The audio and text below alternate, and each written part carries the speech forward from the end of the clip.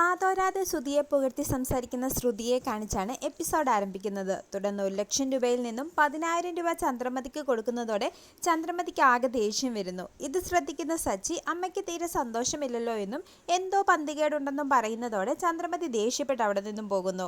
പിന്നീട് ശ്രുതിനെ കൊണ്ട് മുറിയിലെത്തുന്ന ചന്ദ്രമതി രേവതിയുടെ സ്വർണം പണയം വെച്ച വിവരം സച്ചി അറിഞ്ഞാൽ അവൻ നമ്മളെ കൊന്നുകളയുമെന്നും നീ എൻ്റെ മനസമാധാനം കളഞ്ഞു എന്നും പറഞ്ഞ് ശ്രുതിയോട് ദേഷ്യപ്പെടുന്നു. പിന്നീട് ചന്ദ്രമതിയുടെയും ശ്രുതിയുടെയും പെരുമാറ്റത്തിൽ സംശയം തോന്നുന്ന സച്ചി ആ വിവരം രേവതിയോട് പറയുന്നു. തുടർന്ന് ശ്രുതി ഇത്രയും വലിയൊരു കച്ചവടം നടത്തി ലാഭമുണ്ടാക്കിയിട്ട് അമ്മയ്ക്ക് ഒരു സന്തോഷവും ഇല്ലായിരുന്നുവെന്നും എന്തോ കള്ളത്തരമുണ്ടെന്നും സച്ചി പറയുമ്പോൾ സച്ചിയേട്ടൻ ഇനി അതിൻ്റെ പിന്നാലെ പോവണ്ടെന്ന് രേവതി പറയുന്നു. എന്നാൽ ചന്ദ്രമതിയുടെയും ശ്രുതിയുടെയും കള്ളത്തരം കണ്ടുപിടിക്കുമെന്ന് സച്ചി മനസ്സിൽ ചിന്തിക്കുന്നു.